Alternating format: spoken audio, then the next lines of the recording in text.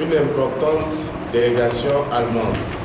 notamment composée de diplomates, d'hommes d'affaires et de députés, est attendue au Togo le 4 et 5 avril 2016 pour prendre part à une rencontre organisée par le pouvoir RPT UNIR et dénommée le Printemps de la coopération germano-togolaise. À cette occasion, la jeunesse de l'Alliance nationale pour le changement, JNC, voudrait exprimer haut et fort les préoccupations de la jeunesse togolaise et attirer l'attention des autorités de la délégation allemande sur la réalité de la situation qui prévaut actuellement au Togo.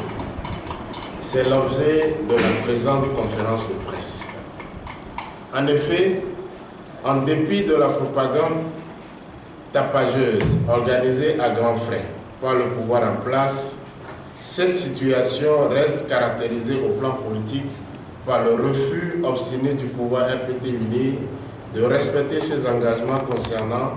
l'adoption et la mise en œuvre consensuelle des réformes politiques et électorales nécessaires à l'organisation d'élections justes, équitables et démocratiques au Togo. Ces réformes politiques et électorales prévues au titre des 22 engagements souscrits par le gouvernement togolais en avril 2004 devant l'Union européenne à Bruxelles et qui sont repris au titre de l'accord politique global APG signé en août 2006 à Lomé entre le pouvoir et l'opposition, en présence de la CEDEAO et de l'Union européenne, restent lettres mortes à ce jour, ce qui constitue une source de tensions sociopolitiques larvées qui dégénèrent bien souvent, notamment à chaque échéance électorale. Au plan économique et social, la mauvaise gestion, le détournement des deniers publics et le pillage des ressources naturelles demeurent la règle. Face aux dérives que le chef de l'État lui-même reconnaît comme étant le fait d'une minorité qui s'accapare des richesses du pays, face au chômage endémique des jeunes, abandonnés à eux-mêmes, sans perspective et constamment exposés aux aventures périlleuses de l'immigration clandestine et de l'extrémisme religieux. Face aux revendications légitimes des étudiants et des travailleurs qui réclament en vain des conditions de vie et de travail décentes. Face à la confiscation du pouvoir d'État par une dictature militaire qui se maintient depuis des décennies par l'arbitraire, la violence, les fraudes électorales, les violences massives des droits de l'homme, l'instrumentalisation de toutes les institutions, l'impunité, le tribalisme et la terreur. Cette triste évolution politique et socio-économique du Togo, fort ressentie par les populations togolaises et particulièrement la jeunesse et les femmes, constitue manifestement la toile de fond de la reprise de la coopération entre le Togo et l'Allemagne. Voilà pourquoi, tout en saluant la coopération entre le Togo et l'Allemagne, la JNC voudrait prendre une distance vigilante et critique de sa mise en œuvre afin de s'assurer que cette coopération répond effectivement aux attentes des populations togolaises qui aspirent à l'état de droit, à la démocratie, à la bonne gouvernance et au respect des droits et libertés des citoyens. Est-il besoin de rappeler que la coopération germano-togolaise, interrompue au début des années 90 en raison du déficit démocratique et des violations massives et répétées des droits de l'homme au Togo, a été reprise avec, en lieu et place des prérequis qui n'avaient pas été diligemment accomplis par le pouvoir togolais. Un discours dans lequel les autorités allemandes se voulaient rassurantes quant aux objectifs poursuivis. Ainsi, en décembre 2011, à l'issue de son audience avec le chef de l'État togolais à Lomé, M. Dirk Niebel, ministre allemand de l'économie et de la coopération et du développement, déclare que le gouvernement allemand souhaite soutenir le Togo dans la relève des défis pour le progrès. Selon lui, les secteurs de la bonne gouvernance, de la décentralisation, du développement des milieux ruraux ainsi que la formation professionnelle sont des domaines cruciaux pour la poursuite du développement au Togo. Il ajoute également que le dialogue politique constitue un aspect fondamental, surtout dans la préparation des élections locales et des élections législatives. En décembre 2016, M. Gerd Müller, ministre fédéral allemand de la coopération économique et du développement, déclare au sortir de son audience avec le chef de l'État togolais à Lomé que le Togo dispose d'un grand potentiel de ressources naturelles et humaines et a tout le potentiel pour devenir dans peu de temps l'un des 5 principaux pays émergents du continent africain.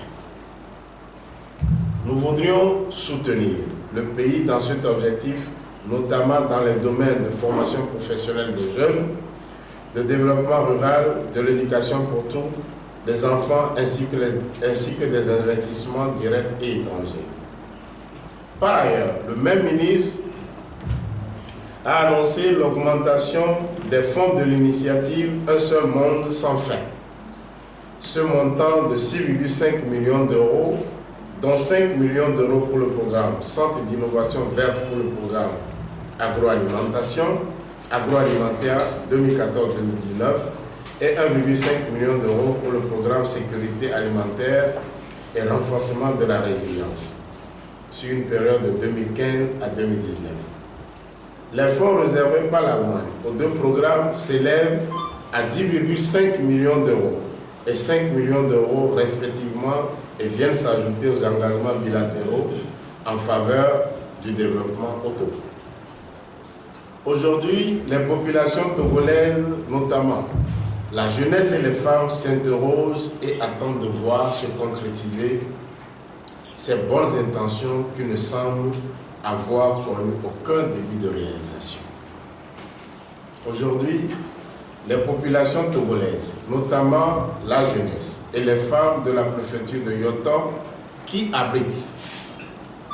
l'importante exploitation de clinker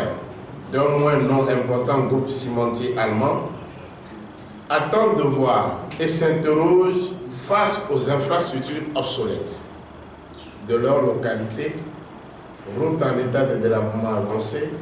écoles insuffisantes et sous-équipées, centres de santé, centres sociaux et centres de loisirs inexistants.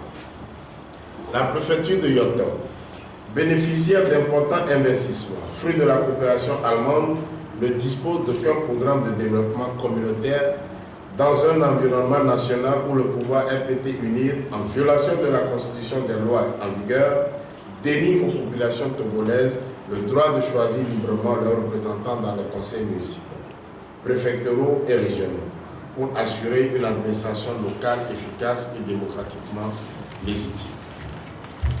Tout comme dans les autres préfectures et régions minières du pays,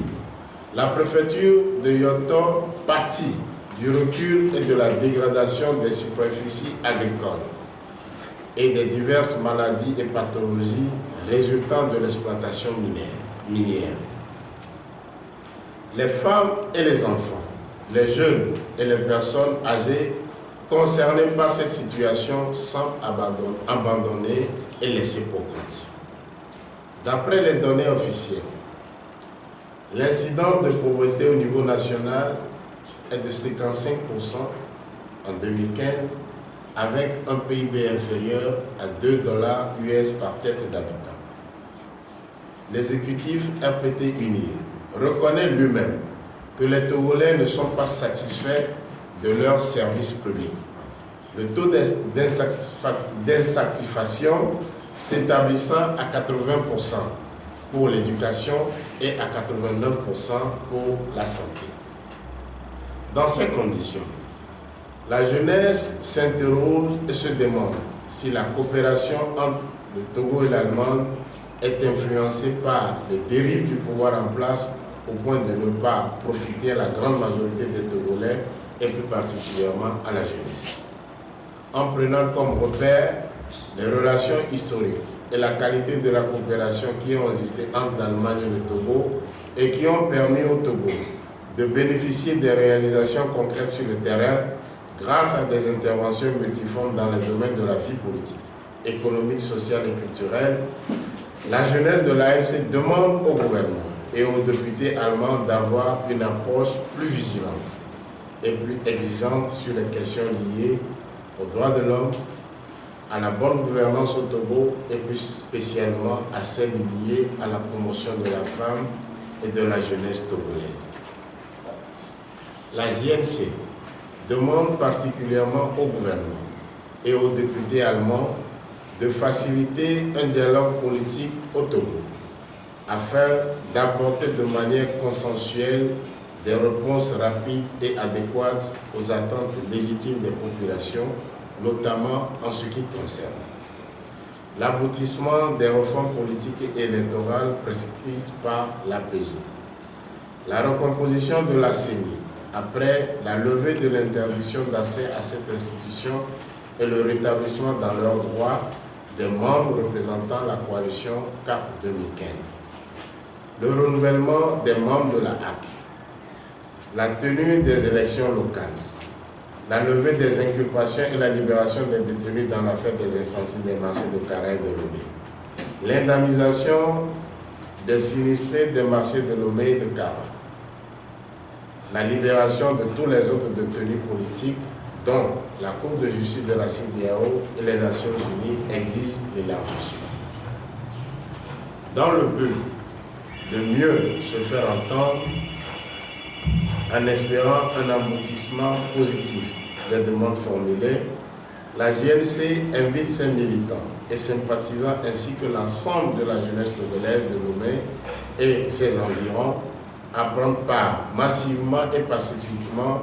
au sit-in qu'elle organise les 4 et 5 avril 2016 devant l'ambassade de la République fédérale d'Allemagne au Togo. La coopération allemande doit profiter à l'ensemble des populations togolaises et non à une minorité qui s'accapare des richesses du Togo. Fait à Lomé le 30 mars. Je vous remercie.